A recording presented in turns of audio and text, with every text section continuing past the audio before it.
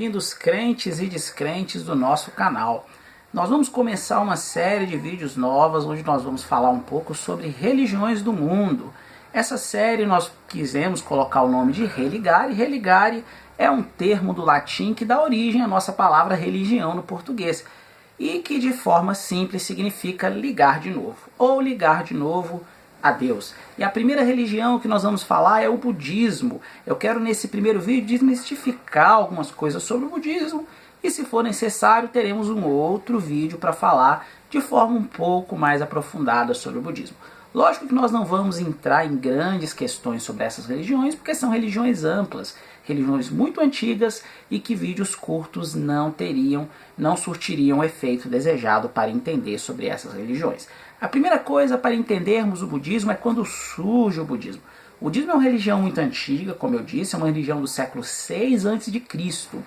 Ela surge através de um nobre que era da religião hinduísta chamado Siddhartha Gautama. Siddhartha Gautama questionava muitas coisas, principalmente o antigo sistema de castas hindu. O antigo sistema de castas, porque quando nós vamos falar sobre o hinduísmo, nós vamos perceber que ele não existe mais do formato como era no passado.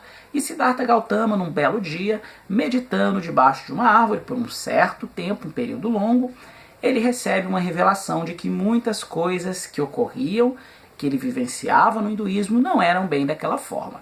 E que por ele ter vivido uma vida de ascetismo é quando eu deixo de lado os prazeres desse mundo, eu me desapego das questões materiais, ele alcançou o que é chamado de iluminação e se tornou assim o primeiro Buda. Então a primeira coisa que a gente precisa pensar sobre o budismo é uma religião que ela é oriunda do hinduísmo. O hinduísmo é uma religião muito antiga. Acredita-se que o hinduísmo, a prática do hinduísmo, que a gente chama também de prática de tradição védica, nós vamos aprender isso quando formos falar sobre o hinduísmo, é de cerca de 1700 anos antes de Cristo. Já o budismo é do século 6 a.C., ou anos 500 e pouco antes de Cristo. Quando eu falo sobre o budismo, surgem muitas coisas. Geralmente, quando eu dou aula de religião, as pessoas falam assim: ah, professor, o budismo, eles adoram Buda, e na verdade não existe um Deus para se adorar no budismo. A figura dos Budas, ela até existe no budismo. O Buda é aquele que alcançou a iluminação, aqueles que alcançaram a iluminação.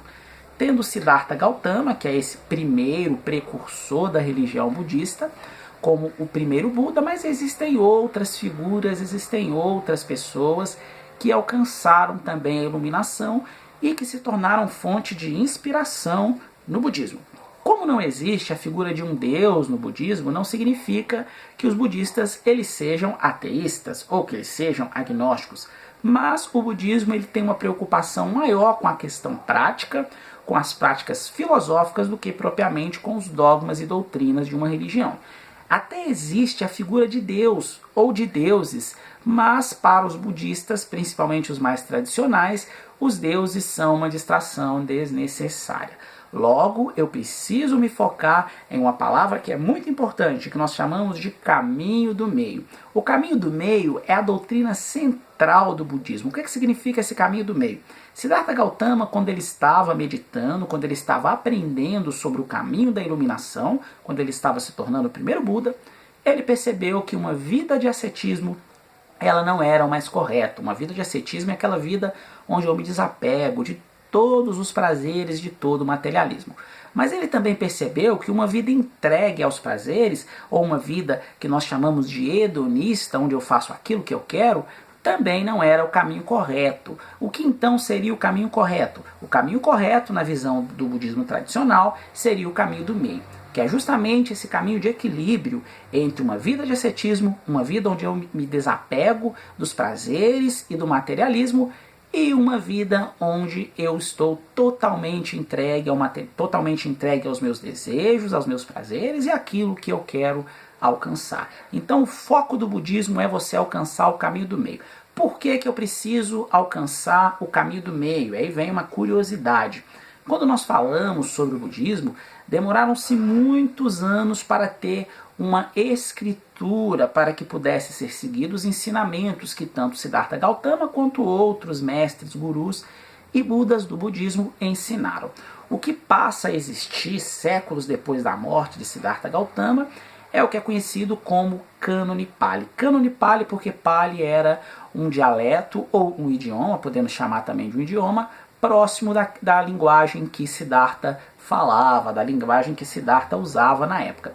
Esse Cânone Pali ele vai ter uma boa parte de conhecimentos, uma boa parte de sabedoria budista para vivermos uma vida melhor. Para o budismo, a base do nosso sofrimento são os desejos. E eu preciso me amparar em 4 nobres verdades. Essas 4 nobres verdades elas vão girar sempre em torno do sofrimento por causa do desejo. Porque assim, eu tenho conhecimento que existe que a vida ela é uma vida finita e que essa vida finita ela é uma vida de sofrimentos. Mas por que essa vida é uma vida de sofrimento? A primeira nobre verdade é essa, eu descubro que a vida é uma vida de sofrimento. A segunda nobre verdade, eu descubro por que existem os sofrimentos. Os sofrimentos existem porque nós temos desejos. Como nós temos desejos de alcançar algumas coisas e nós não alcançamos, logo nós passamos a sofrer. Depois disso, eu descubro que é possível me livrar desse sofrimento. Como que eu vou me livrar desse sofrimento? Esse é o terceiro passo, a descoberta que eu posso e que é possível me livrar do sofrimento. O quarto passo vai trazer a resposta. A resposta é que existe um outro caminho, que é o caminho conhecido como nobre caminho, aí uma palavrinha um pouco complicada, que chama nobre caminho octuplo. Octuplo porque são 8 ações que podem ser tomadas, 8 práticas que devem ser tomadas, e através delas eu vou me tornar uma pessoa melhor. Então, quando nós falamos hoje sobre o budismo, é mais um conjunto de práticas. Alguns até chamam de práticas religiosas, mas parecem mais com práticas filosóficas do que propriamente com práticas religiosas. É por isso que existem vários tipos de budismos. Ou como nós vemos no Brasil, existem várias denominações. Existem várias denominações cristãs, existem também várias denominações do budismo. O budismo mais antigo e o budismo mais famoso e mais tradicional também, mais conservador, é um estilo de budismo que nós chamamos de budismo Theravada. O budismo Theravada é um budismo bem diferente, porque ele é um budismo que ele tenta manter todas as tradições centenárias, milenares do budismo. Já os outros tipos, as outras vertentes budistas, esse budismo Theravada que é o primeiro, que é o budismo mais conservador, com o tempo ele vai dar origem, quando o budismo começa a sair da Índia, e ele vai ocupando outros espaços, como por exemplo Sri Lanka, o Tibete, o budismo tibetano é muito famoso, vai surgir o budismo que é chamado de budismo Mahayana. O budismo Mahayana já é um budismo que ele é mais liberal, é um budismo onde surge uma figura importante, que é a figura de outra palavrinha difícil que existe dentre os termos budistas, que é a figura dos Bodhisattvas. Os Bodhisattvas são pessoas, são Budas que alcançaram a iluminação, mas que resolveram permanecer aqui na Terra ajudando outras pessoas. Ajudando outras pessoas a alcançarem a iluminação ou ajudando outras pessoas a se tornarem pessoas melhores. Então esse é uma segunda vertente do budismo. O budismo Mahayana ele está muito presente principalmente no Tibete. Com certeza, se você gosta de religião, se você já ouviu falar sobre religião, você já ouviu falar sobre o Dalai Lama. O Dalai Lama ele é uma espécie de mestre dentro do budismo tibetano que vai seguir também essa visão mahayana, essa visão de um mestre que alcança a iluminação ou que está buscando alcançar a iluminação, mas que decide permanecer aqui na Terra para ajudar as pessoas a alcançar o caminho do meio, a alcançar ou a chegar a uma palavra, um termo também muito importante no budismo, que é o Nirvana. O Nirvana é um estado onde você consegue se desprender de forma grandiosa daquilo que te mantinha preso aqui na Terra, dos prazeres, dos desejos, do materialismo, e você começa a alcançar esse caminho do meio, você começa a alcançar esse equilíbrio. Não chega a ser uma vida ascética total, uma vida onde eu me desapego totalmente dos prazeres, mas sim uma vida onde eu aprendo a importância de viver desapegado, a importância de não viver muito preso aos desejos e aos prazeres desse mundo. E um outro tipo de budismo que existe, é um budismo bem famoso, principalmente no Brasil, é o que nós chamamos de Zen budismo. Com certeza você já ouviu falar sobre Zen, aquela pessoa está ficando Zen, eu estou bem, eu estou Zen, eu estou legal. O Zen diz respeito sim a um estado que eu estou, que o meu espírito está, mas é uma forma, é uma denominação do budismo, que é uma denominação um pouco mais moderna, um pouco mais contemporânea, onde inclusive é disseminado de grande forma a yoga, onde é disseminado de grande forma a meditação. Então, quando você ouvir falar sobre centros de estudo budista, ou sobre templos budistas, ou sobre espaços budistas onde tem uma quantidade grande de ações de meditação, você está ouvindo falar provavelmente sobre o Zen budismo. Existem outros tipos de budismo? Existem outras denominações de budismo.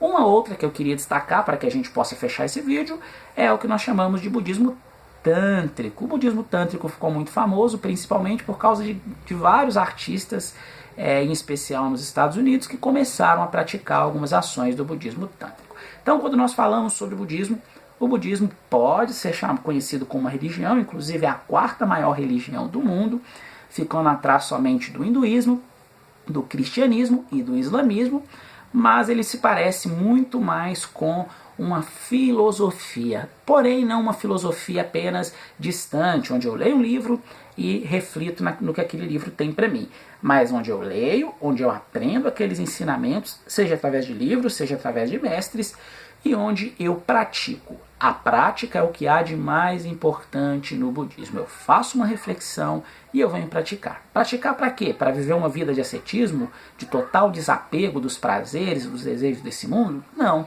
Também não é praticar para que eu viva uma vida hedonista, de total apego aos prazeres e aos desejos e ao materialismo desse mundo. Mas é justamente para encontrar o equilíbrio. E eu quis trazer um livro para indicar, nem todas as religiões eu tenho livros sobre elas, livros interessantes para indicar, mas fica a indicação desse livro, o livro O que Buda Faria. Aí até uma questão legal, comparativa, ficou famoso no mundo, os dizeres o que Jesus faria. Então tem um livro para quem quer conhecer um pouco mais sobre o budismo, de forma simples, de forma leve, O que Buda Faria. Você vai encontrar 101 respostas para dilemas do cotidiano da vida e vai entender um pouco sobre o conhecimento dentro do budismo. No próximo vídeo vamos falar sobre outra religião. Compartilhe, se inscreva e chame os seus amigos para esse vídeo. Espero que tenham gostado. Até lá!